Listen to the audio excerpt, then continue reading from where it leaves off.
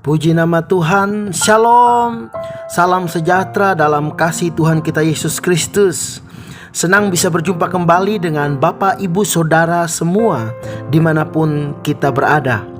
Bersama saya Pendeta Lius Lonto dalam pembelajaran dan perenungan firman Tuhan. Yang tentunya firman Tuhan ini akan menjadikan setiap kehidupan kita untuk semakin serupa dan segambar dengan kehendak-Nya, menjadikan kita sebagai pelaku-pelaku firman Tuhan. Dan firman Tuhan yang akan kita dengar dan pelajari hari ini akan membawa setiap kehidupan kita untuk masuk dalam rencana kebaikan Tuhan. Puji nama Tuhan. Tentunya karena berbahagialah setiap orang yang mendengar dan merenungkan, bahkan terlebih lagi yang melakukan firman Tuhan dalam hidupnya. Demikian janji firman Tuhan. Baiklah Bapak Ibu Saudara yang dikasihi oleh Tuhan Yesus Kristus, kita akan kembali belajar kebenaran firman Tuhan dengan tema yang baru hari ini, yaitu berjudul Manual Book. Ya, jadi judul perenungan firman Tuhan, pembelajaran firman Tuhan kita hari ini berjudul Manual Book. Saya terlalu yakin sebagian dari kita sudah pernah mendengar kalimat ini. Tetapi banyak juga di antara kita hari ini masih bertanya-tanya dengan istilah ini. Apakah yang dimaksud dengan manual book? Iya. Manual book, kalau kita berbicara manual book, mungkin kita pernah membeli satu benda elektronik seperti HP, radio, televisi, kulkas, mesin cuci, dan lain-lain sebagainya. Saudara pasti akan menemukan satu buku yang bertuliskan tentang penjelasan-penjelasan, ya. Atau kita membeli kendaraan, ya, dalam pergerakan otomotif, saudara, motor atau mobil, kita pun akan menemukan buku yang menjelaskan. Nah, manual book ini tujuannya adalah untuk membawa setiap kita mengenal barang atau benda yang kita miliki. Itu yang pertama. Yang kedua, manual book diciptakan oleh perusahaan atau pabrik itu untuk kita bukan hanya mengenal barang yang kita miliki, tetapi kita tahu memfungsikan alat atau barang tersebut, saudara. Jadi dengan kata lain, manual book ini adalah buku yang menuntun setiap kita untuk mengenal dan mengajar kita untuk memfungsikan suatu alat atau barang. Nah, jadi apa hubungannya dengan pembelajaran firman Tuhan kita malam hari ini? Kok diberi judul manual book? Seperti jauh sekali pengertiannya dengan kehidupan rohani. Apakah Bapak Pendeta Lius Lonto sudah bekerja di perusahaan tertentu? Ya, apakah sudah bekerja di perusahaan elektronik atau menjadi sales dalam perusahaan otomotif? Nah, tentu tidak, saudaraku. Saya akan membawa pemikiran kita atau pola pikir kita untuk memandang tema malam hari ini memiliki korelasi yang kuat dengan pengertian rohani atau esensi rohani dengan hidup kita. Tentunya kalau kita berbicara tentang manual book atau buku petunjuk yang mengajar kita untuk mengerti, mengenal barang atau sesuatu barang, dan tujuan yang kedua untuk mengajar kita memfungsikan barang tersebut. Nah, demikian dengan kehidupan kita. Kita pun harus mengetahui isi dari manual book hidup kita, saudaraku. Agar kita semakin mengenal siapa kita dan kita mengetahui apa dan bagaimana cara untuk saya mengelola kehidupan saya. Agar kehidupan saya bisa berjalan dengan baik, agar kehidupan saya berjalan dan berguna sesuai fungsi saya diciptakan. Nah, mungkin ada di antara kita bertanya, Pak Pendeta, apakah saya ini barang elektronik atau barang otomotif sehingga Bapak berkata saya juga harus memiliki buku manual book, ya, atau manual book hidup saya? Saya akan berkata bahwa manual book yang saya ilustrasikan tadi tentang barang elektronik dan otomotif itu hanya sebatas contoh, saudara, ilustrasi. Sebenarnya manusia pun memiliki manual book hidupnya, saudara. Apakah manual book hidup manusia? Apakah manual book atau buku petunjuk pribadi-pribadi yang beriman kepada Kristus, yang percaya kepada Yesus? Manual book hidup kita atau buku petunjuk hidup kita adalah Alkitab, saudaraku. Manual book hidup kita tidak ditulis oleh inspirasi dan keinginan manusia atau sudut pandang manusia. Tetapi manual book atau petunjuk hidup kita adalah satu tulisan yang diilhamkan oleh Allah melalui Roh Kudus kepada para nabi-nabinya dan kepada rasul-rasulnya. Dan tentunya manual book hidup kita ini sangat penting untuk kita kenal dan kita pelajari, saudaraku. Karena sama seperti manual book dari sebuah barang elektronik ataupun sebuah barang otomotif, sering kita membeli sesuatu barang, kita tidak memperhatikan manual booknya. Kita menganggap manual book itu bukanlah sesuatu yang penting untuk dibaca dan dipelajari. Entah apakah karena kita tidak tahu tujuan manual book itu diciptakan oleh pabrik, atau karena kita menganggap sepele, menganggap itu tidak penting, saudara. Nah, tetapi faktanya kita beberapa tahun yang lalu atau mungkin sampai saat ini, bagi kita yang menyepelekan atau tidak mau mempelajari manual book dari sebuah barang yang kita beli, terkadang kita terkecoh, kita bingung, kita tidak tahu cara menggunakan alat yang kita beli. Akhirnya kita bingung bertanya kepada orang bagaimana cara mengoperasikan benda ini, alat ini, HP ini, elektronik ini, atau motor mobil yang kita beli. Kita tidak tahu cara menggunakannya, saudara. Kenapa?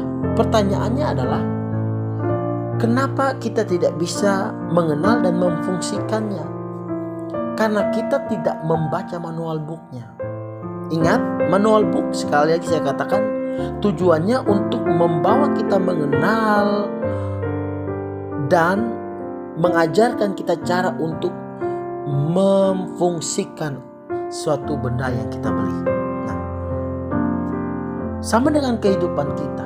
Kita menganggap kita hidup, kita ada dalam dunia ini karena keinginan kita, atau banyak orang menganggap dia hidup dalam dunia ini hanya satu kebetulan, sehingga hidupnya dia arahkan, dia kerjakan sesuatu dalam hidup ini sembarangan, saudara. Dan beberapa orang, bahkan banyak orang dalam dunia ini menganggap hal-hal yang bodoh, hal-hal yang ceroboh, bahkan hal-hal yang tidak berguna dalam kehidupannya pun adalah bagian dari kehidupan yang menyenangkan dan yang harus dikerjakan setiap hari sampai ajal menjemputnya, sampai kematian datang menjemputnya. Kenapa demikian? Karena manusia, bahkan saya katakan termasuk orang Kristen sekalipun, tidak mengenal apa yang manual book, buku petunjuk hidupnya tulis tentang dirinya, saudara. Tadi saya katakan manual book atau buku petunjuk hidup kita sebagai manusia, bahkan sebagai orang yang percaya yang beriman kepada Yesus, itu adalah Alkitab, saudaraku. Begitu banyak yang Alkitab tuliskan tentang hidup kita, ya. Bagaimana cara kita mengenal diri kita, bagaimana cara kita mengarahkan hidup kita, bagaimana cara kita membuat kehidupan kita ini berguna bagi kemuliaan nama Tuhan, ya. Sehingga kehidupan kita tidak kita arahkan kepada hal-hal yang tidak seharusnya kita ada di situ, saudaraku, ya. Karena memusatkan perhatian kepada diri sendiri tidak akan pernah menyingkapkan tujuan hidup kita yang sesungguhnya, saudaraku. Begitu banyak orang mempelajari tujuan hidupnya, ya. Untuk apa saya ada di dalam dunia ini? Tetapi mereka tidak mendapatkan tujuan hidup itu. Bahkan ada beberapa orang berkata, saya sudah melihat, saya sudah mengenal, bahkan saya sudah masuk, bahkan saya sudah memperoleh tujuan hidup saya. Tetapi sesungguhnya Alkitab yang adalah manual book hidup manusia menilai itu bukanlah sebuah tujuan hidup yang sesungguhnya, saudaraku. Makanya saya katakan memusatkan perhatian pada diri sendiri itu tidak akan pernah menyingkapkan tujuan hidup yang sesungguhnya. Kalau ada tujuan hidup yang sesungguhnya, berarti ada tujuan hidup yang semu. Jikalau ada tujuan hidup yang sejati, berarti ada tujuan hidup yang sesungguhnya, bukan tujuan hidup, saudara, ya. Saya berdoa Bapak Ibu bisa memahami kata-kata yang saya sampaikan, saudara, ya. Kenapa demikian? Karena sangat berbeda pandangan dunia ini tentang tujuan hidup dan pandangan Alkitab atau pandangan Tuhan tentang tujuan hidup. Atau bahasanya seperti ini. Cara Allah memandang tujuan hidup manusia sangat jauh berbeda dengan dunia memandang tujuan hidupnya, saudara, ya. Kalau bagi dunia, tujuan hidup adalah bagaimana saya bisa hidup bahagia dalam dunia ini. Bahkan ada beberapa orang dalam dunia ini berkata, tujuan hidup saya jikalau saya bisa bekerja dan sukses secara finansial, secara ekonomi. Bahkan ada juga dalam dunia ini orang berkata, tujuan hidup saya adalah saya sekolah baik-baik, saya besar dan saya membangun rumah tangga yang bahagia. Tanpa uang pun tidak apa-apa, tidak masalah. Yang penting saya hidup memiliki keluarga yang bahagia. Tapi ada juga orang berkata bahwa tujuan hidup itu bukan hanya berbicara tentang finance, bukan hanya berbicara tentang keluarga yang bahagia, tetapi tentang kedudukan atau posisi atau pengaruh. Jikalau dia bisa menduduki satu posisi yang tertinggi di dalam tempat, bidang, perusahaan, kantor atau pemerintahan yang dia mau, dia menganggap itulah tujuan hidup yang sesungguhnya bagi dirinya. Nah, sungguh sangat banyak pandangan dunia ini tentang tujuan hidup. Tetapi sekali lagi saya katakan, sungguh sangat berbeda apa yang Allah tuliskan di dalam manual book hidup kita, yang Alkitab tuliskan tentang tujuan hidup kita yang sesungguhnya, saudaraku. Alkitab berkata, atau Allah memandang tujuan hidup kita sebagai manusia ciptaannya,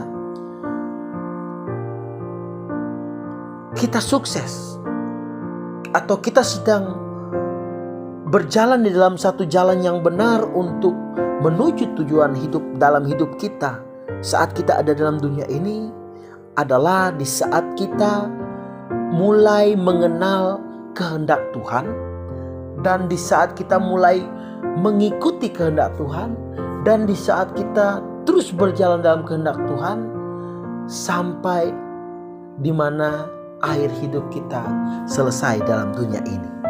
Nah, ini sungguh sesuatu yang berbeda, saudara. Kalau dari sudut pandang dunia atau sudut pandang orang yang memandang tujuan hidup yang keliru berkata tujuan hidupnya adalah berbicara sesuatu yang semu, sesuatu yang sementara, sesuatu yang dapat binasa, sesuatu yang dapat dibatasi, yaitu ekonomi, kebahagiaan karir, ya, pencapaian cita-cita, atau hal-hal yang sementara lainnya yang dapat pergi berlalu dari kehidupan kita. Nah, saya rindu untuk setiap kita sebagai orang yang percaya kepada Tuhan memandang satu kehidupan yang the next level, atau satu tingkat yang lebih tinggi lagi sesuai dengan apa yang Alkitab ajarkan. Secara manusia, tentunya kita harus memiliki cita-cita. Secara kehidupan manusia yang ada di dunia ini, sungguh haruslah kita menjadi pribadi-pribadi yang sukses. Baik dalam pendidikan, dalam karir, dalam rumah tangga, dalam finance, ya, dalam segala hal yang bisa kita kerjakan. Kita harus sukses, saudaraku. Tetapi saya katakan bahwa itu bukan tujuan hidup yang sesungguhnya. Meskipun kita ada dalam dunia, meskipun kita ada dalam atau hidup dalam dunia saat ini, saudaraku, tapi itu bukan tujuan hidup yang sesungguhnya untuk kita. Karena sebagai orang yang percaya kepada Kristus, tujuan hidup kita yang sesungguhnya adalah kita mengenal kehendak Tuhan, kita menghidupi kehendak Tuhan, sehingga Tuhan disenangkan, nama Tuhan dipermuliakan lewat hari-hari hidup kita yang ada di dunia ini. Haleluya, saudara ya. Bapak ibu saudara yang dikasihi Tuhan, saya teringat di dalam kitab Yeremia pasal yang ke-18. Di situ Tuhan mengilustrasikan kepada Nabi Yeremia bahwa kehidupan manusia itu sebagai bejana tanah liat di tangan penjunan, ya. Jadi sang penjunan itu adalah Tuhan. Nah, apa korelasinya? Apa hubungannya dengan tujuan hidup manusia? Apa hubungannya dengan yang Alkitab katakan tentang hidup kita? Nah, perlahan kita akan membahas hal ini, saudaraku. Di dalam kitab Yeremia pasal 18 itu, Tuhan sedang mengilustrasikan kehidupan manusia, dalam hal ini bangsa Israel. Dikatakan bahwa Israel, manusia itu adalah tanah liat di tangan penjunan yang adalah Allah sendiri. Di dalam ayat yang ke-6 dari Yeremia pasal 18 itu berkata bahwa, masakah aku tidak dapat bertindak kepada kamu seperti tukang periuk, hai kaum Israel? Demikianlah firman Tuhan, sungguh seperti tanah liat di tangan tukang periuk, demikian kamu di tanganku, hai kaum Israel. Wow, ini memiliki satu makna yang tersembunyi yang harus kita ungkap hari ini, saudara. Manual book kehidupan kita sebagai manusia di dalam Alkitab, di dalam kitab Yeremia pasal 18 ayat yang ke-6 berkata, kita ini adalah tanah liat di tangan penjunan. Itu yang pertama. Dan bagian kedua adalah bahwa masakah aku, kata firman Tuhan, tidak bisa membuat apa yang kuinginkan kepadamu, hai tanah liat. Saudaraku, hubungannya adalah kita harus mengakui secara kesadaran kita dan secara kebenaran firman Tuhan yang adalah manual buku hidup kita, bahwa kita ada di dalam dunia ini, bahwa kita dilahirkan ke dalam dunia ini bukan satu kebetulan, tetapi karena Allah yang menjadikan kita, Allah yang menciptakan kita, sehingga kita ada terlahir di dalam keluarga kita hari ini, sehingga kita ada di dalam dunia yang indah ini, sehingga kita bisa hidup beraktivitas dalam dunia ini. Kehadiran kita dalam dunia ini atau lahirnya kita dalam dunia ini, ingat saudaraku, bukan karena suatu kebetulan, tetapi direncanakan oleh Tuhan. Nah, jikalau kehidupan kita direncanakan oleh Tuhan, pastilah Tuhan sang pencipta hidup kita memiliki tujuan yang khusus, tujuan yang spesifik tentang hidup kita, tujuan yang spesifik untuk kita sebagai manusia yang diciptakan oleh Tuhan ini untuk menghidupi tujuan atau rencana-rencana Tuhan. Sehingga kehidupan kita di dunia ini tepat sesuai dengan kerinduan pribadi yang menciptakan kita. Kalau ada seorang pencipta menciptakan sebuah benda seperti parang, pasti tujuan seorang pengrajin besi yang menciptakan parang itu berpikir bahwa parang ini digunakan menjadi alat pemotong. Nah, dan pasti dalam terselesainya pembuatan parang atau pedang itu pasti akan dipublikasikan, disampaikan kepada orang banyak, ini parang tujuannya untuk memotong, saudara. Nah, masakah sebuah parang digunakan untuk mencangkul? Apa bisakah sebuah parang digunakan untuk makan, menggantikan sendok? Mungkin ada di antara kita berkata, bisa dong. Ya, segala sesuatunya bisa saja terjadi. Tetapi parang digunakan untuk mencangkul dan parang digunakan sebagai pengganti sendok makan. Itu tidak sesuai dengan fungsi yang sesungguhnya yang telah dipikirkan dan yang telah dirumuskan oleh sang pembuat pedang. Sama dengan kehidupan kita. Kita bisa saja memandang hidup kita dari berbagai macam sisi, dari berbagai macam sumber, menemukan tujuan hidup kita. Dan kita bisa saja secara sah berkata bahwa kita mau hidup dengan kemauan kita sendiri. Bahkan kita bisa mendefinisikan arti sukses dengan sumber-sumber atau pendapat-pendapat yang berbeda, yang tidak sesuai dengan Alkitab. Sangat bisa, saudaraku. Tetapi menurut firman Tuhan, berarti kita tidak hidup menggenapi tujuan atau kehendak Tuhan menciptakan kita. Nah, Bapak Ibu Saudara yang dikasihi oleh Tuhan Yesus Kristus, sebab itu sekali lagi saya katakan, untuk kita mendapatkan atau menghidupi tujuan hidup yang sejati, yang sesungguhnya dalam kehidupan kita yang ditetapkan oleh Tuhan, mari kita kembali melihat manual book dari hidup kita sebagai manusia yang diciptakan oleh Allah. Apakah manual book hidup kita?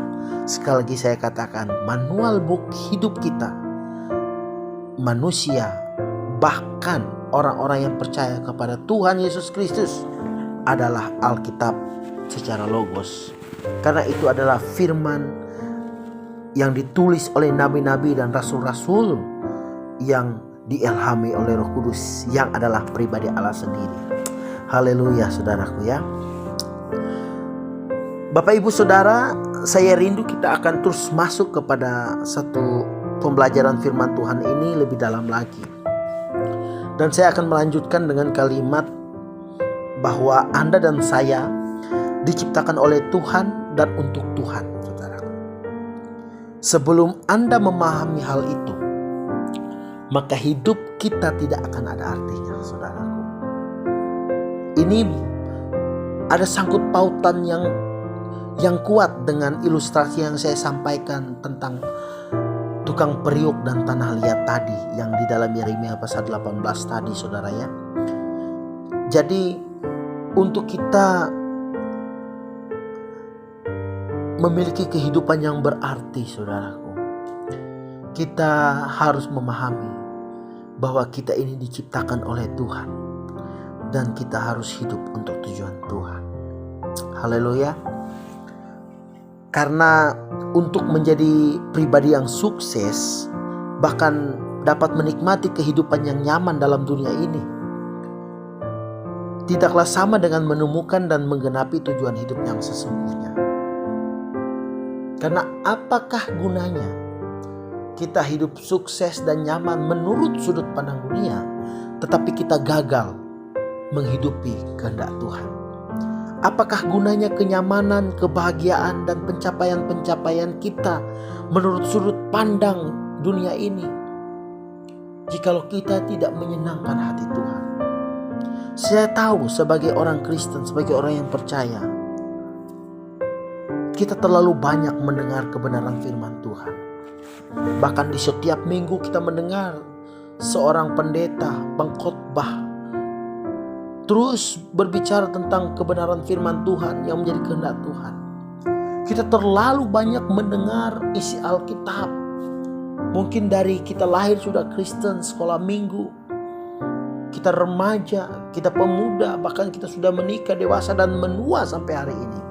Terlalu banyak ayat Alkitab, terlalu banyak khotbah-khotbah yang sudah kita dengar. Namun yang menjadi pertanyaannya adalah, seberapa banyak firman yang kita dengar sudah kita hidupi? Seberapa banyak khotbah-khotbah yang kita dengar yang kita lakukan, saudara? Atau mungkin yang lebih ekstrim saya tanyakan hari ini, seberapa banyak firman Tuhan yang kamu baca? Seberapa banyak firman Tuhan yang kamu khotbahkan, yang kamu hidupi sampai hari ini? Bapak ibu saudara yang dikasihi Tuhan, bahkan adik-adik yang saya cintai, tujuan pertanyaan ini tentunya bukanlah untuk mengintimidasi, bukanlah untuk menghakimi setiap kehidupan kita, tetapi mengajak kita mengevaluasi diri. Apakah kita hidup sudah sesuai dengan petunjuk manual book hidup kita? Apakah kita benar-benar sudah hidup, sudah menggenapi kehendak Tuhan dalam kehidupan kita? Atau kita hanya berkecimpung? Apakah kehidupan kita, pola pikir kita, perenungan kita, perasaan kita hanya condong kepada perkara-perkara dunia ini yang sementara, yang dapat binasa, yang dapat berlalu dari kehidupan kita, saudaraku? Namun saya percaya setiap kita adalah pribadi-pribadi yang mau belajar taat untuk bukan hanya mendengar kebenaran firman Tuhan tentang pengarahan hidup kita melalui Alkitab, melalui khotbah-khotbah, melalui pengajaran-pengajaran, tetapi kita adalah pribadi-pribadi yang mau terus rindu berjuang menghidupi kebenaran firman Tuhan dengan kekuatan kasih karunia Roh Kudus. Haleluya. Puji nama Tuhan, Bapak Ibu Saudaraku. Tentunya setelah Anda dan saya melihat manual book hidup kita, atau saya katakan hari ini, sedikit banyaknya kita sudah mengerti tentang apa yang manual book hidup kita katakan, tentang apa yang harus kita jalani, apa yang harus kita tuju, apa yang harus kita peroleh hari-hari ini, ya. Saya rindu tentunya gambar diri dan self image kita menjadi berharga, the next level, saudaraku. Jadi gambar diri kita atau citra diri kita, ya, itu bukan dari standar hal-hal dunia, hal-hal yang sementara. Ini sangat penting, saudaraku. Karena jikalau kita menganggap gambar diri kita menjadi berarti, menjadi berharga hanya dengan kita memperoleh atau memiliki hal-hal yang duniawi, artinya jabatan, kedudukan, kekayaan, nama baik, saudaraku, berarti gambar diri kita belum benar. Berarti kita belum belajar secara benar apa yang manual book hidup kita katakan tentang diri kita. Kita belum mengenal diri kita, saudara. Karena bagi orang yang mengenal dirinya, dia belajar dari sumber manual book yang benar tentang dirinya. Dia akan menempatkan hidupnya, citra dirinya kepada standar, sudahkah saya menghidupi firman Tuhan? Jadi bukan barang-barang branded, bukan lagi nama baik, bukan lagi kedudukan, bukan lagi karir-karir yang tercapai dalam dunia ini yang menjadi standar hidup. Tetapi yang menjadi pertanyaannya adalah, apakah saya sudah menyenangkan Tuhan dalam hidup saya? Apakah saya sudah mendatangkan kemuliaan Tuhan lewat kehidupan saya? Puji Tuhan Bapak Ibu Saudaraku, demikian apa yang bisa saya bagikan. Semoga menjadi berkat untuk kita semua. Haleluya. Haleluya. Bapak Ibu Saudara yang dikasihi oleh Tuhan Yesus Kristus, demikian pembahasan topik firman Tuhan kita saat ini.